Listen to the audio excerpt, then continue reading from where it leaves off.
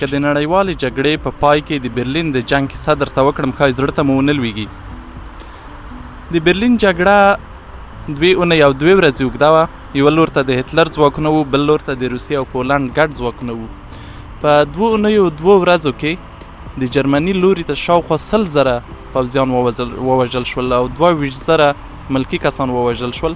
له روسي او پولنډي ځواکونو څخه شاوخوا 80,000 کسان ووژل شول او په دې ډول د هټلر واکمنۍ ته د پای ټکی کېښودل شو.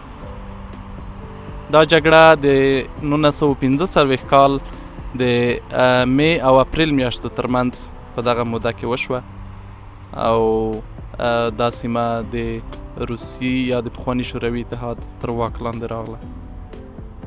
له هغې وروسته دوی بیا دلته خپل یادګاري سیمې جوړې کړې چې له هغې جملې څخه یوه دا ده. دا هم همدغه برانډنبرګ ټور ته نږدې سیمه ده. دلته یې یو څه ټانکونه او دغه توپ چې شاته ګورئ په جګړه کې ورنه کار اخیستل شوی ایښودل شوی او په نورو سیمو کې هم دې ته ورته ځایونه یې جوړ کړي دي چې کولی شئ بیا ورشئ لیدنه ورنه وکړئ. زه به بیا په خپل نوبت درته معرفي کړم. دلته د دغې توپونو او ټانکونو ترڅنګ د هغه وخت د روسي عسکرو قربانیو ته د درناوي په پار هم دا ځایونه جوړ شوي دي چې خلک راځي ګلان ورته ایږدي. او جالبه دا ده چې اوس چې جرمنی خپلواک او ځواکمن هیواد دی او له روسیې سره شدید رقابت کې هم دی، بیا هم د هغه وخت د فاتحانه ځواک یادګارونه پر ځای ولاړ دي. څه موده مخکې په لیټویا کې لیتوانیا کې هم دې ته ورته یو ځای و فکر کوم چې هغه ونړولی دی او نور یې هغه یادګار ته د پای ټکی کېښود. خو په جرمني کې لا هم دا ډول یادګارونه شته. ګورې چې لیکل شوي هم په روسي ژبه دي. برسېره هم د یو روسي عسکر مجسمه ده او لاندې دا نور اړوند معلومات دي چې زه یې هم متاسفانه نشم لوستی. که له تاسې څخه څوک وي چې په روسي ژبه پوهېږي کېدای شي ولولي.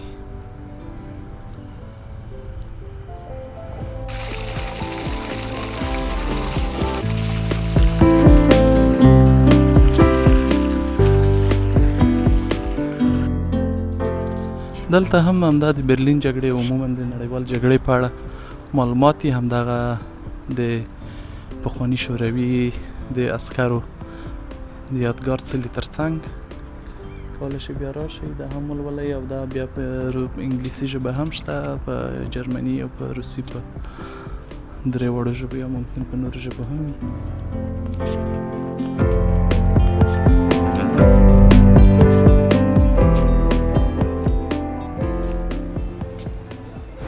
مجسمې هم د هغو یهودانو یادګار دی کومې چې د نړیوالې جګړې پر مهال د نازي جرمني له لورې ووژل شول.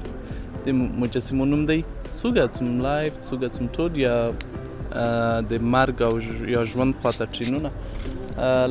د جرمني له مختلفو سیمو به په ټرینونو کې یهودان بارېدل او د شکنجې او مرګ مرکزونو ته به وړل کېدل او هلته به بیا ډېرې سوځول کېدل او یا به جبري کارونه پرې کېدل.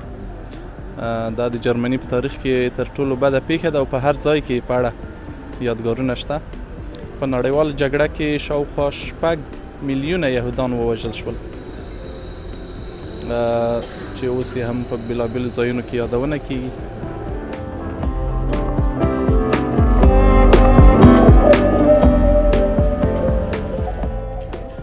او دا هم په برلین کې تریپټوه پارک دی. د دې پارک بنسټ په 1844 کال کې ایښودل شوی او د برلین له 4 سترو پارکونو یو دی. د دې پارک ستروالی 80 هکتاره دی او د شپرې څنګ ته دی. دا د برلین سیند یو ستر پارک دی، تفریحي پارک دی، خلک ډېر ورته راځي. عامه پارک دی. د دې شاته هلته مالیکولز من هم دي چې شاوخوا 10 متره لوړ دي. 3 انسانانو مجسمې له المونیم نه جوړې دي، یو بل ته مخامخ دي چې د یوه امریکایي هنرمند له لورې په 1999 کې درول شوي دي او ډېر سوري لري او مالیکولز باندې ځکه نوم ورکړی چې هدف یې دا دی چې د ټولو انسانانو مالیکولونه یو له بل سره تړلي دي، ځکه مجسمې هم 3 دانې یو له بل سره سریښ دي.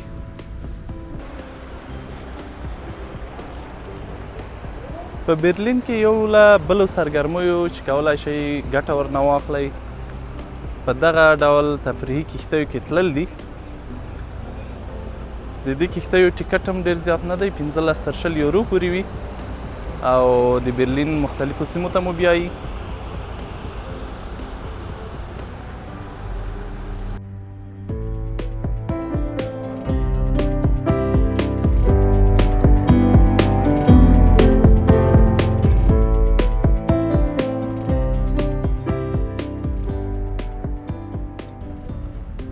په دې کښتیو کې ځینې داسې هم شته چې حتی خلک ودونه کوي پکې.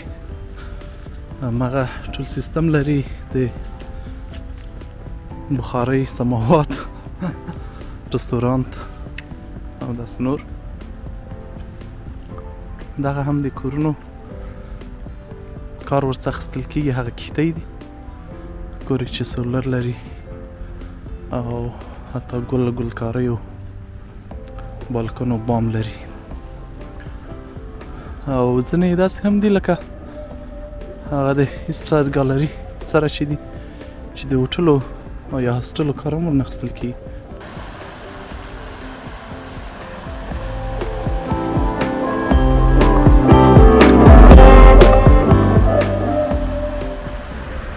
دلته د روسي پوځونو هغه چې د برلین په جګړه کې وژل شوي دي د هغوی په یاد یو یادګار دلته هم جوړ شوی دی. دا یادګار هم د هغه 80,000 روسي عسکرو د یوې ډلې په یاد جوړ شوی کوم چې د برلین په جګړه کې ووژل شول.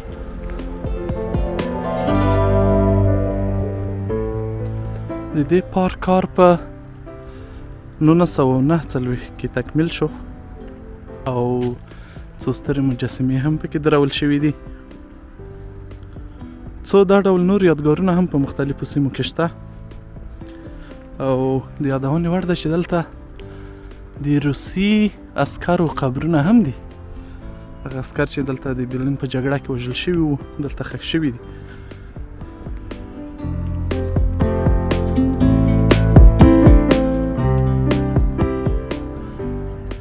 دا هم د یو روسي عسکر مجسمه ګورئ، من له جګړې ستړی دی او جګړه که هر ډول وي بده ده.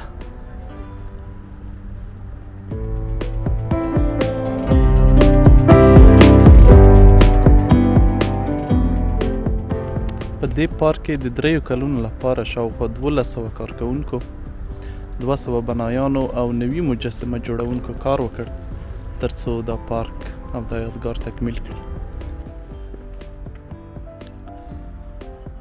په دې پارک کې شاوخوا 15,000 روسي عسکر خاورو ته سپارل شوي دي چې ممکن ډېرې په ډله ییز ډول ښخ شوي وي.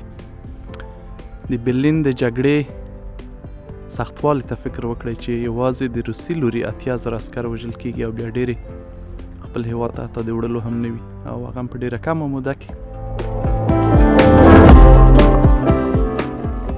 لوړه دا مجسمه چې ګورئ له برونزو څخه جوړه ده، 12 متره لوړه ده او په یوه مات شوي صلیب یا هغه نښه چې د نازیانو وه په هغې باندې عسکر ولاړ دی، توره ورسره ده او دی روسي عسکر او په څنګ کې یو جرمنی ماشوم دی. دا مجسمه په 2003 کال کې له ځایه لرې شوه او د ترمیم لپاره د روګن جزیرې ته یوړل شوه او له ترمیم وروسته بیرته ځای پر ځای شوه. یوازې په ترمیم یې 1.5 میلیون یورو لګښت راغی. دې سیمې ته هم ډېر خلک راځي، تورستان ورته ډېر راځي او د برلین د لیدلو وړ سیمو څخه ده. خپله د ټریپټوف پارک په منځ کې ده دا یادګاري سیمه.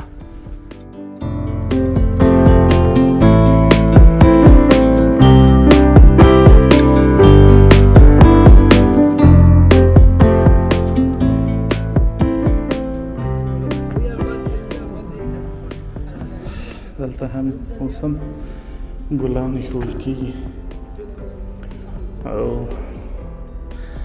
د هغو خلکو قربانۍ ته درناوی کیږي. ویل کېږي چې د دې عسکر د یادګاري مجسمې کیسه هم رښتیا ده. اما د برلین په جګړه کې یو روسي عسکر و چې نوم یې نیکولای مازالوف و او هغه د جرمني پوځیانو د ماشینګڼو په ډزو کې یوه داسې 3 کلنې جرمنۍ نجلۍ ته نجات ورکړ چې مور یا د کورنۍ نور غړي ورک وو او دا بیا د هغه په یادګار جوړه شوه.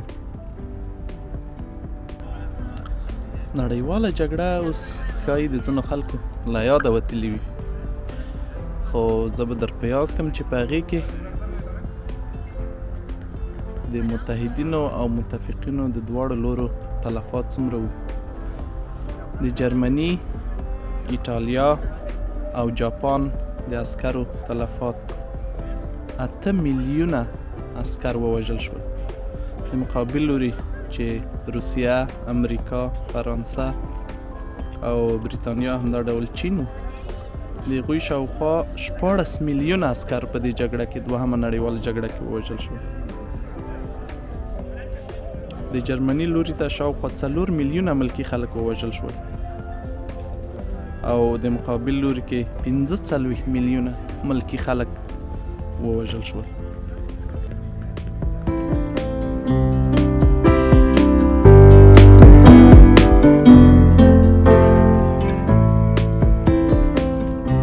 دوهمه نړیواله جګړه د 1909 کال د سپتمبر په لومړۍ پیل شوه او د 1945 کال د سپتمبر په 2 پای ته ورسېده. 6 کاله او 1 ورځ دوام وکړ او په برلین کې د هټلر په وژل کېدو پای ته ورسېده. که څه هم نړیواله جګړه سخته وه، تلفات یې هم ډېر زیات وو، خو هغه د دې هیوادونو لپاره وروستۍ جګړه وه او له هغې وروسته دا هیوادونه په ښه توګه وغوړېدل او پرمختګ یې وکړ. د جګړې بدۍ او زیان یې جبران کړ او دا د اوس په یوه ښه حالت کې دي. که څه هم اوس هم ښایي ځینې سیاستوال چې جګړې ته لمن وهي او یا جګړه غواړي د خپلو سیاسي موخو لپاره د هغې جګړې په بدیو سترګې پټې کړي، خو په هر حال جګړه بده ده، بده وه او هیله ده چې د نړۍ له مخه ورکه شي، خو د انسانانو طبیعت ته په کتو دا به تر څو انسان په ځمکه وي جګړه به هم وي. متاسفانه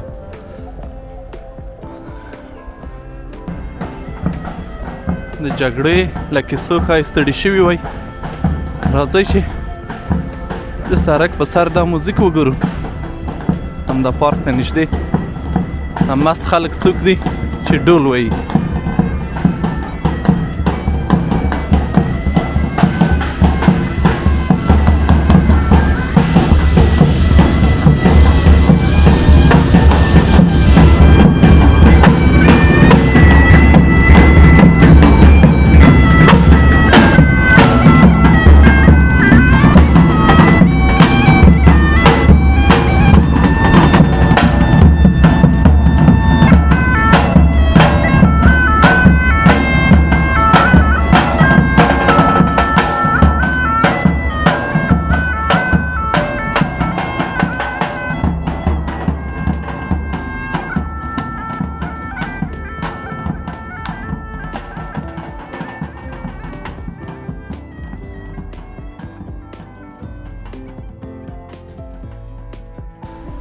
دا هم د ګرځندوی لړۍ یوه بله برخه. که غواړئ نورې ښایسته سیمې هم ووینئ او معلومات ترلاسه کړئ، بیا هم زموږ سره اوسئ. زموږ چینل هم سبسکرایب کړئ. د خدای په امان.